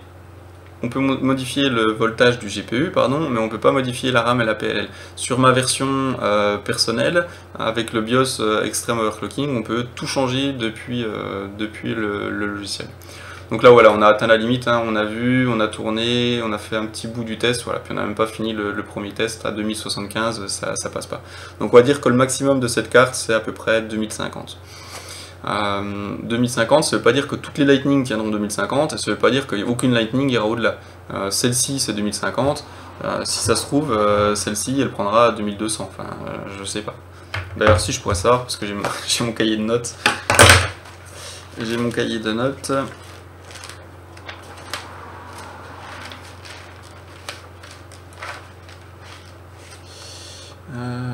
Est-ce que j'ai écrit quelque part boost réel?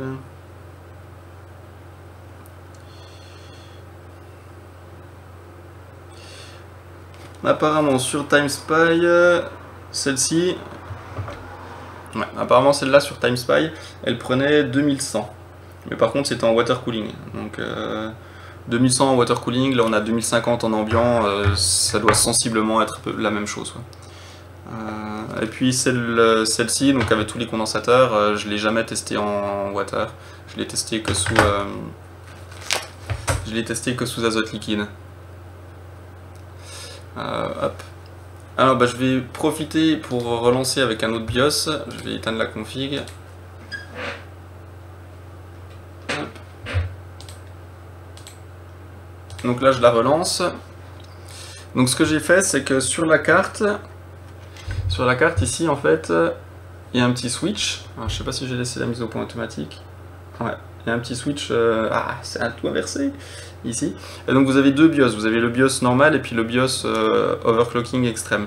Et donc là, ce que j'ai fait, c'est que j'ai switché donc, le BIOS pour le passer sur le BIOS overclocking. Et puis j'ai redémarré la configuration pour que la carte elle s'initialise avec, avec le bon BIOS.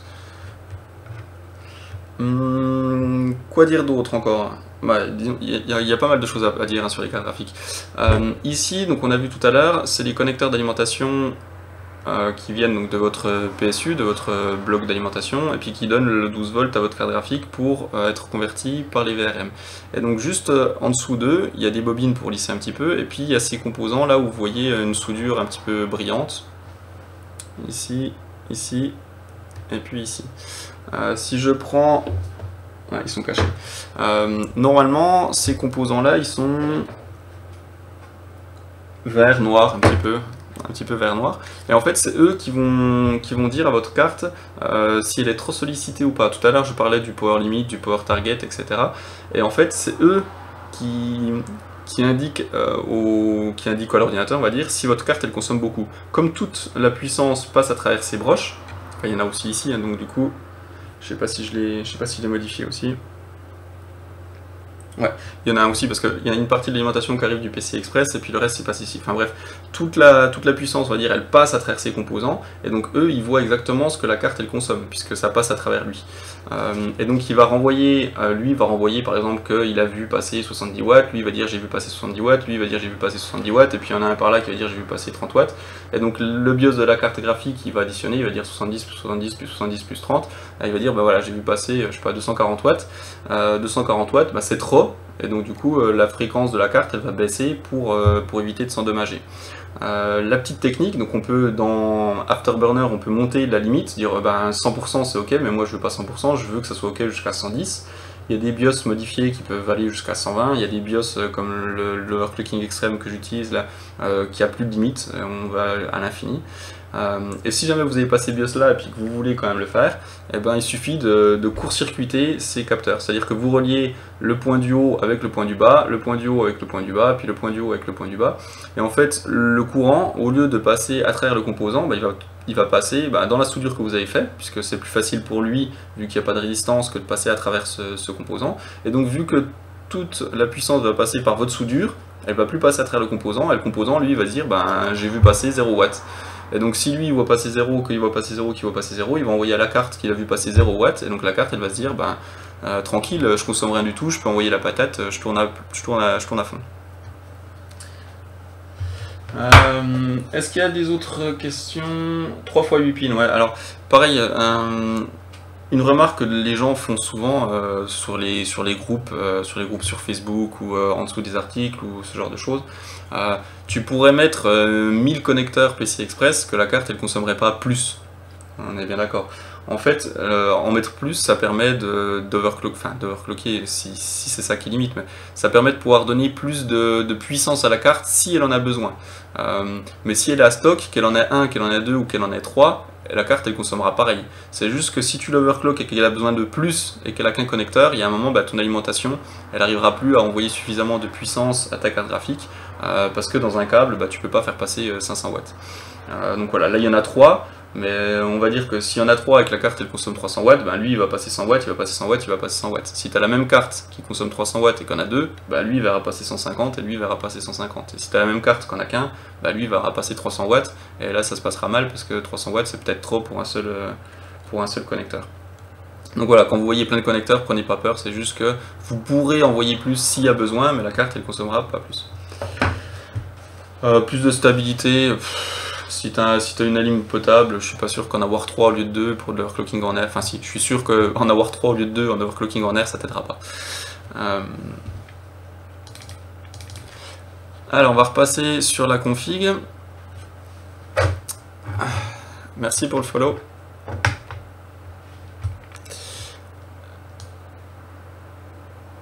On va repasser sur la config. Donc on voit ici le BIOS, il a changé de nom. je crois, si vous avez été attentif. J'en ai eu tellement que je sais plus le nom de tous les BIOS, quoi. Je me suis fait des petits répertoires, pareil, avec quel BIOS sert à quoi, d'où il vient, etc. Et puis je crois que les fréquences aussi du BIOS changent. En extrême, elles sont plus basses. 1911, je sais plus le normal. Mais il me semble que le BIOS extrême, bizarrement, il est plus bas en fréquence que le BIOS normal. C'est un petit peu particulier. Mais... Par contre, la grosse différence, et c'est pour ça que c'est un BIOS overclocking extrême, c'est que tout à l'heure, on était limité donc à plus 100 millivolts. Donc la carte, elle est à 1, je crois qu'elle est à 1,06, et quand je le mets à fond, ça passe à 1,07, ou enfin voilà, c'est anecdotique, quoi. C'est vraiment très petit. Là, si je prends le logiciel, si je clique Apply, j'envoie 2 volts à la carte. On n'appliquera pas. On n'appliquera pas parce que voilà, en R ça sert pas à grand chose, mais quand je vais faire de l'overclocking extrême ou même sous water cooling, grâce à la version on va dire Wizardty et puis grâce au BIOS XOC, on peut mettre des tensions beaucoup plus grosses. Et puis on a aussi, chose qu'on n'avait pas tout à l'heure, le voltage mémoire qui fait son apparition. Alors il faut faire attention avec le voltage mémoire parce que les puces mémoire, si on met plus de volts, elles vont se cloquer un petit peu mieux. C'est pas énorme, mais ça aide un peu jusqu'à une certaine limite. Si vous mettez trop, en fait, ça aidera plus. Et puis même au contraire, elles vont se mettre à chauffer beaucoup. Et là, vous risquez de les endommager, quoi. Les puces RAM, ça chauffe déjà pas mal. Et si vous mettez plus 200, plus 300 millivolts, ben, elles risquent de se dégrader rapidement en air cooling, quoi. Et puis le voltage auxiliaire, c'est la PLL ou quelque chose comme ça. Généralement, il y a toujours des personnes qui disent qu'ils ont trouvé que ça aidait à stabiliser beaucoup plus ou qu'ils avaient gagné 50 MHz à la PLL. Moi honnêtement, depuis les séries 7000, que ce soit les 9000, les 1000, les 1080, les 1080 Ti, j'ai pas vu de gain à jouer avec la PLL. Après, peut-être que ça dépend des cartes, mais j'en ai quand même passé suffisamment pour moi ne plus perdre beaucoup de temps à essayer d'affiner, quoi. J'essaye un petit peu en dessous, j'essaye un petit peu au-dessus, si je vois pas qu'il y a un gros gain, j'insiste pas. Le power limit, vous voyez que maintenant il est grisé. Donc tout à l'heure on avait 100, on pouvait mettre 110. Là il est grisé pour la simple et bonne raison qu'en fait il n'y en a plus. Dans le BIOS, le power limit il est parti. Donc la carte, même si elle passe 300% de ce qu'elle avait avant, elle se mettra plus en sécurité. Alors c'est bien, elle se met plus en sécurité. L'inconvénient c'est que s'il y a un pépin, elle se met plus en sécurité non plus. Ensuite, les fréquences sur le corps, on peut monter à plus 1000, donc elle est à 2000, si on met plus 1000, on va être à 3000. J'y arriverai pas, hein, c'est certain, même sous azote liquide. Pour l'instant, les cartes qui sont pas trop pénibles sous azote liquide, on passe 2400. Les meilleures, elles sont à 2600. On espère un jour voir 2800 sur du test 3D, mais pour l'instant, on n'en a pas vu. Et les 3000, ça serait très beau, mais pour l'instant, on n'y est pas, quoi. Et la RAM par contre, la RAM on est bloqué à plus 1000, alors je sais pas pourquoi on est bloqué à plus 1000, parce que sur pas mal de cartes, les plus 1000 je les applique, et puis je voudrais bien mettre plus, mais malheureusement on peut pas parce que le logiciel nous empêche, et je sais pas pourquoi ils ont pas fait sauter cette limite et puis nous permettre de mettre plus 1500, plus 2000, enfin peu importe quoi. Comme le core clock on sait très bien qu'on n'y arrivera pas, mais ils nous le permettent, comme ça si jamais un jour on tombait sur une carte monstrueuse, super golden, platinum, eh ben on pourrait les mettre. Et donc là la RAM on est déjà bloqué sur pas mal de cartes et on peut pas mettre plus. Est-ce que ça vaut le coup que je relance un test? On peut essayer de relancer un test. Moins, je sais pas pourquoi moins.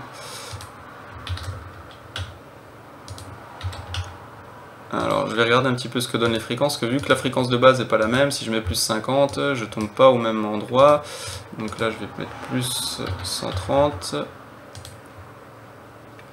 Allez, on va essayer un plus 140.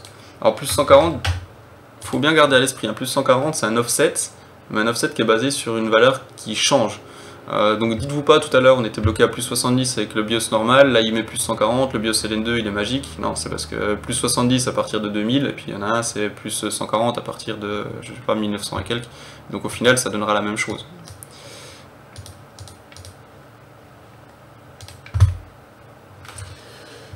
Alors les questions. Le truc c'est que tu peux pas en brancher qu'un pour que ça marche, même sans OC. Ouais, ça c'est un peu pénible. Alors si jamais t'es... Donc c'est pour... Ouah. Chouri. Tu pourrais, si jamais t'es couillu, en fait il suffit que tu regardes, parce que les pins c'est tout du 12 volts et puis tout des masses. Là on doit même les voir tracés. Il faut faire attention, c'est que sur les deux connecteurs en plus, normalement sur les alim, tu as un 6 pins qui se transforme en 8 pins. Il faut faire attention, c'est parce que tous les 12 volts sur le 6 pins ils sont au-dessus, tous les ground ils sont en bas, mais sur le plus 2 que tu ajoutes, sur l'extra plus 2, il n'y a pas un 12 et un ground, c'est 2 ground. Donc en fait tu as 12, 12, 12 et puis tu vas avoir ground, ground, ground, ground, ground. Donc si tu soudes un jour ta carte, pense bien que voilà, celui que tu ajoutes c'est pas un plus 12. Donc si jamais tu soudes tous tes composants ensemble et puis que tu les relis aux autres, donc tous les plus 12, tous les soudes ensemble, toutes les masses tu les soudes ensemble, des fois on le fait en overclocking extrême, bah si tu en plug un, ben la carte elle croira que tu les as tous pluggés, et puis ça marchera. Après, est-ce qu'il faut pas mieux mettre 3 connecteurs que de souder sa carte graphique? Là le choix t'appartient. Sinon ce que tu peux faire si tu veux pas abîmer la carte graphique, c'est que tu prends des... comment ça s'appelle?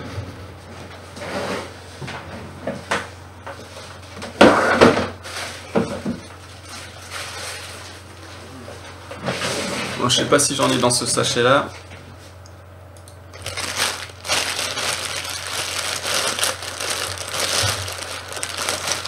Ouais, tu sais, tu prends ce genre de rallonge là qui sont... Bah, là tu vois bien d'ailleurs, les fils rouges c'est le 12 volts et puis les fils noirs c'est la masse. Donc on voit bien que sur un 6 pins tu as 3 12 et puis 3 masses. Par contre quand tu le convertis en 8 pins, tu as toujours 3 12 et puis après par contre tu as 5 masses. Donc celui qui se détache, ici il se détache pas, c'est des 12 volts. Et donc ce que tu peux faire c'est tu plugs des trucs comme ça sur ta carte, tu en mets 3, tes fils tu les coupes et puis tu les ressoudes tous ensemble sur un connecteur. Et comme ça, si tu branches un connecteur, ça va diffuser directement à tous ceux de la carte graphique. Après, fais-le si ta carte graphique, si ton alimentation est bonne, et si tes câbles ne chauffent pas, etc. Parce que s'ils en mettent habituellement 2, c'est qu'il y a des normes. La norme, elle dit que dans un connecteur PCI Express, tu n'as pas le droit de faire passer plus de X watts. Et donc si toi tu fais ça, bah, tu contournes un petit peu la norme, et donc si tu as du matos de bonne qualité et que la carte a été un peu surdimensionnée, ça se passera bien. Si par contre tu as une alim un peu pourrie et puis que tes câbles ils sont en mousse, bah, ton câble il va chauffer trop et il prend feu.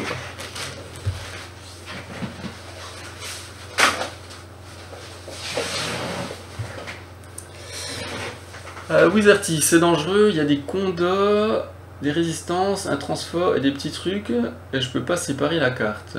Alors les condos normalement, ça dépend à quelle température tu mets, mais normalement ils y passent bien, les résistances ça va, le transfo, je sais pas ce que tu appelles un transfo, donc à voir. Après regarde un peu sur le net. Ce que tu peux faire sinon, bon là on change un peu de sujet, mais si tu veux réparer ta carte qui a des soudures qui sont défaites, tu prends un décapeur thermique, tu mets de l'isolant et puis du papier d'alu sur tous les composants sauf ce que tu veux chauffer, tu prends ton décapeur thermique et en fait tu chauffes plus localisé que le four, parce que le four il est bien, il chauffe tout, mais voilà, avec un décapeur ça peut le faire. J'avais vu ces techniques là, c'était à l'époque sur les, je crois que c'était les Xbox qui avaient un problème de surchauffe, là tu sais que t'as le rond qui devenait rouge ou je sais pas quoi, et les gens ils réparaient, ils faisaient ça, pour pas avoir à tout chauffer au four, ben, ils protégeaient, ils laissaient juste le GPU visible, le CPU, enfin peu importe, et puis ils chauffaient que ce truc là quoi. Yep Martin, enfin Michael, je m'y ferai jamais je crois, je pense que dans 10 ans je t'appellerai encore Martin.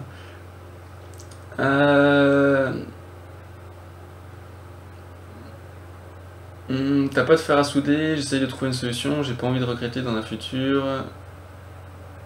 Ouais, le fer à souder, tu peux acheter, ça coûte pas bien cher. Alors, je sais pas ce que tu veux faire avec ton fer à souder, parce que t'as des stations qui coûtent 300 €, t'as des fers à souder qui coûtent 10 €, donc ça dépend un petit peu. Moi j'ai un fer à souder qui coûte, je sais plus, 25 ou 30 €, qui vient de Conrad ou un truc dans le genre, je peux te montrer.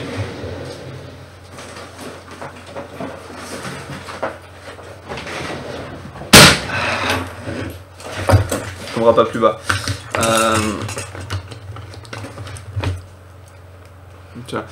J'ai un truc, c'est un 40 ST et la marque c'est JBC, 40 ST JBC. Et ce truc là il est top, je l'ai conseillé à plein d'overclockers, du coup il y a plein d'overclockers qui l'ont acheté et puis il n'y a jamais personne qui s'en est plaint. Parce que tu as des stations qui sont pas très chères, en gros tu peux trouver des stations de soudage qui coûtent le prix d'un fer, donc tu te dis ouais une station de soudage c'est mieux, en plus je peux modifier la température etc. Sauf que c'est de la grosse daube et puis tu n'arrives rien à souder avec. Et donc lui je l'ai pris parce qu'il a une pointe qui est relativement fine, alors là bon, il y a de l'étain dessus donc elle paraît pas si fine qu'elle n'est. Et donc elle est pratique quand tu veux faire des petits V-modes ou des choses comme ça parce que tu arrives à aller chercher des toutes petites résistances, tu vois, genre si tu vas aller souder ce truc là, tu y arrives assez bien. Le problème c'est que quand tu veux souder un truc qui est gros, et bah, le fer il fait que 26 watts et donc du coup tu n'arrives pas à chauffer des gros composants. À l'inverse, j'ai ce truc là que j'ai payé, je crois, même pas 20 € à Monsieur Bricolage ou un Leroy Merlin, un truc comme ça. La marque c'est Camping Gaz. Alors avec Camping Gaz, quand j'ai vu faire à souder, j'ai eu des doutes, mais au final il marche super bien.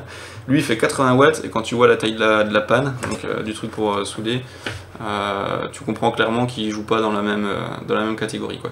Et donc lui, quand tu veux dessouder des gros composants ou souder des gros composants, il marche mais du feu de Dieu. Le problème c'est que si ton composant il est trop petit, enfin, je sais pas, si je reprends le même exemple là, si je veux dessouder la résistance là, je vais poser le fer dessus, c'est bon, je passe à travers la carte, quoi. J'exagère un peu, mais c'est quasiment ça. Donc il faut que tu aies un fer à souder qui soit adapté à l'utilisation que tu vas en avoir, quoi. Mais si tu fais un petit peu d'électronique, honnêtement, mettre 25 € dans un fer à souder, c'est pas une hérésie, quoi. L'année prochaine, ou dans 5 ans, ou dans 10 ans, ton fer à souder, il marchera toujours pareil, quoi.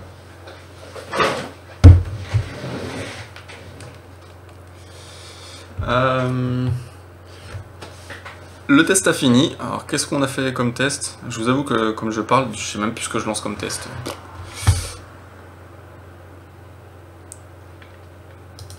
Alors, eh ben 2050. Ah oui, on a changé de BIOS. Et donc là, vous voyez que maintenant la fréquence, donc on a le BIOS extrême qui a plus de power limit, qui a plus de power target, qui a plus de problème en température, etc. Et donc là où tout à l'heure on passait pas avec le ventilateur en automatique, et ben là on a réussi à passer, donc ce BIOS doit être un petit peu plus stable. Je vais regarder un petit peu les tensions d'alimentation. Et donc là on est passé à 2050, tout debout, 67 degrés, donc la carte chauffe un tout petit peu plus. Et puis oui, grâce au power target, donc dans le BIOS je vous ai dit il n'y a plus de power target, maintenant il est même grisé dans le logiciel, on peut plus le changer, il est tout le temps à fond, et donc comme il est à fond, ben, on voit que la carte elle bouge plus. Alors si, vous allez me dire elle bouge quand elle est plus sollicitée, parce qu'elle repasse en mode économie d'énergie. Ben, vu que c'est passé, on va tenter de mettre un petit peu plus, hein. Alors on a mis plus 140, je vais le sauvegarder le profil. Donc pour sauvegarder les profils dans Afterburner, c'est bien pratique. Quand vous voulez pas à chaque fois essayer de retaper toutes les valeurs, vous avez peur d'oublier. Moi des fois je le fais même avant de lancer le test. Vous appliquez vos valeurs, vous sauvegardez, vous cliquez sauvegarder, vous cliquez sur le profil que vous voulez sauvegarder. Et le gros avantage c'est que si ça crache et que vous rebootez, ben, vous pourrez regarder ce qu'a craché, parce que quand on fait des autres trucs en même temps, on se rappelle plus forcément de ce qu'on a mis comme paramètre, et quand ça crache, ben, on dit merde ça a craché, mais qu'est-ce qui a craché? Et puis si jamais ça crache pas, ben, l'avantage c'est que le prochain coup vous rebootez, clac, vous cliquez sur votre profil et puis ça le restaure directement. Une autre option aussi d'Afterburner, si vous ne connaissez pas, vous cochez ici et puis ça vous permet de, quand le PC démarre, ça applique automatiquement votre profil. Donc on imagine que dans mon PC H24 avec lequel je joue, je veux que ma carte elle boot tout le temps à plus 100 MHz au corps, à plus 500 MHz à la RAM, et puis avec les ventilateurs, je sais pas, à plus 60, je fais le profil, j'applique, et je clique Apply Overclocking at System Startup, et donc dès que le Windows va booter, eh ben, il va charger mon profil et la carte graphique sera overclockée sans que j'ai à passer par le logiciel et à réappliquer. Allez, 150. Et puis, je crois qu'il y avait une combinaison.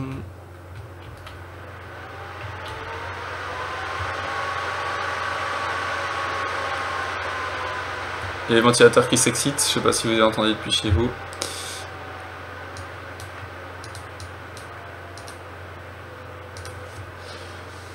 Alors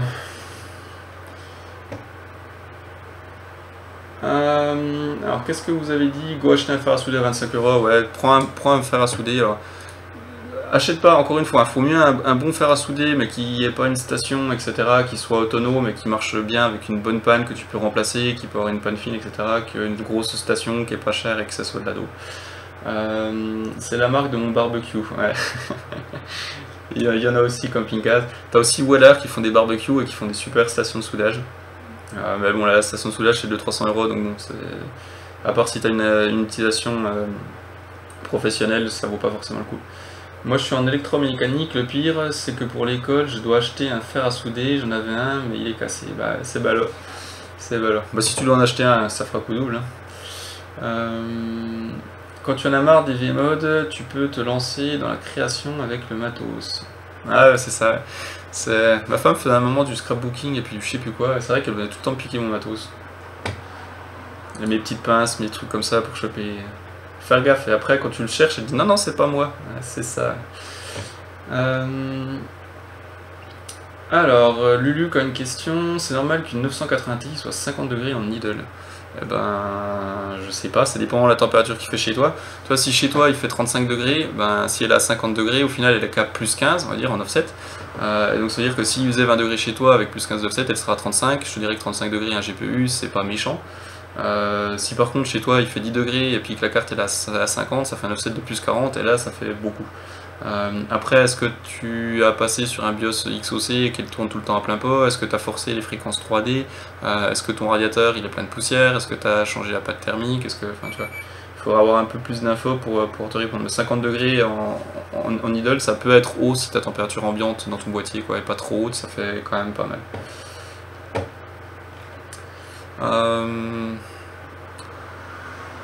Bon, pour l'instant le test tourne, donc avec 10 MHz de plus, donc là on doit être à 2060, ça a l'air de passer.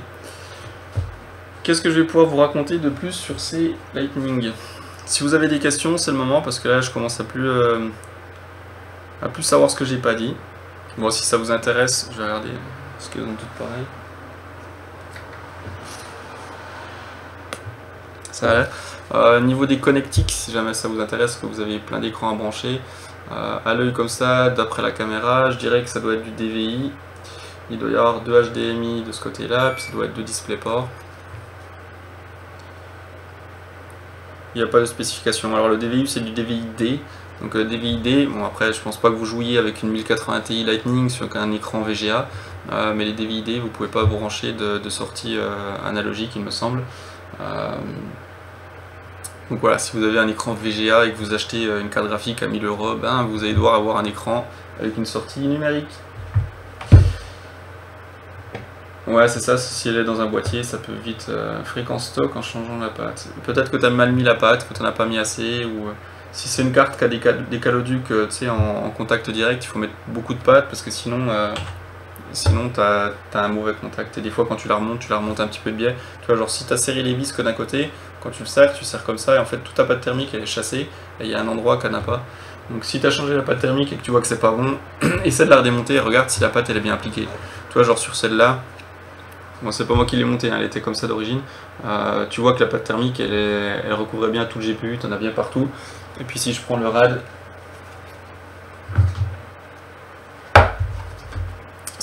pareil, tu vois qu'il y en avait bien partout quoi. Sur les cartes graphiques, tu peux en mettre un petit peu plus parce que comme le die il est petit, que le GPU il est petit, la pâte elle arrive assez bien à s'étaler. Donc tu peux en mettre, après sans que ça déborde non plus partout, mais tu peux en mettre un petit peu. Si elle déborde, c'est pas un drame.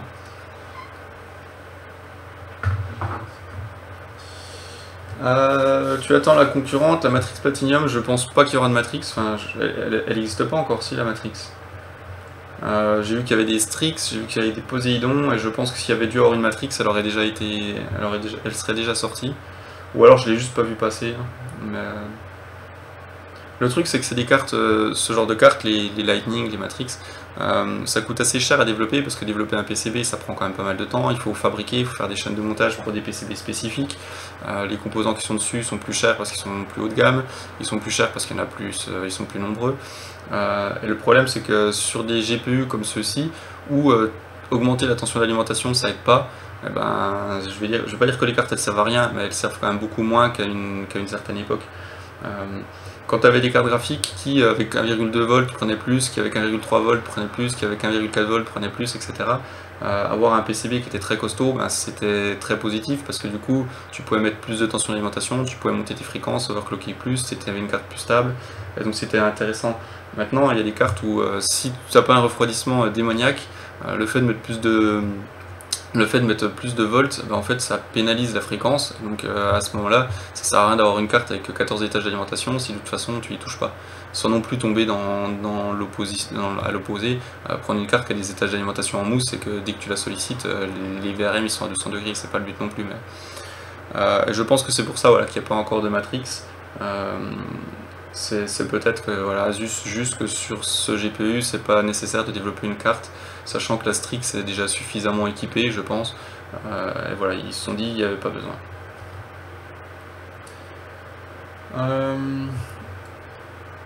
Travaille le flux d'air dans un premier temps, ouais, si jamais ton boîtier chauffe trop, voir si tu peux augmenter le flux d'air. Regarde aussi si t'as pas de la poussière sur ton radiateur, entre les ventilateurs et le radiateur, si c'est le cas, tu mets un petit coup de compresseur ou tu dévisses le ventilateur et tu le retires. Alors le test est passé, qu'est-ce qu'on a fait de beau?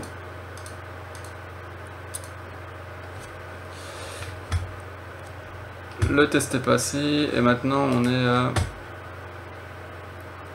Et bon, on est encore à 2050, j'ai dû oublier d'appliquer comme un blaireau. Non, j'ai appliqué pourtant. Et ben...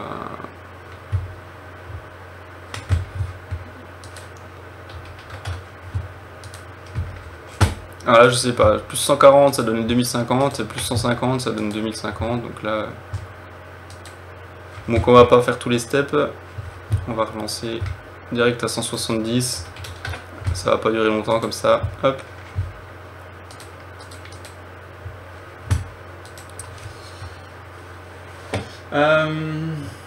Ok, je pense qu'on a fait le tour là du PCB, de à quoi servent les composants, de ce que vous pouvez attendre de la carte. On a vu un peu les nuisances sonores. Là sur le test que je vais faire, parce que je vais faire un test pour Tom's Hardware, je vais tester les cartes, ça sera plus sous water cooling. Et donc pour tester les cartes sous water cooling, je sais pas encore si je monte mes blocs universels ou si je prends un IO.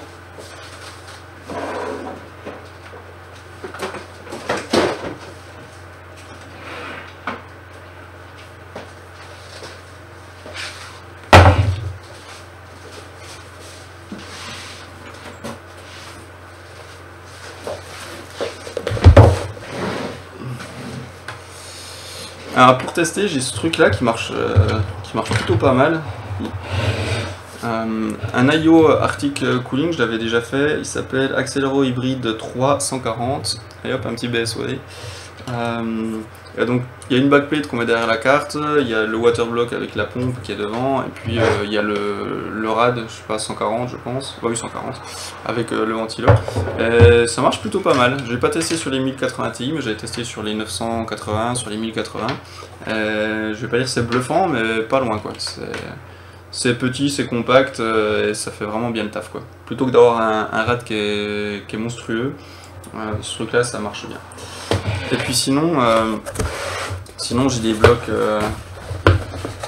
j'ai mes blocs universels toujours.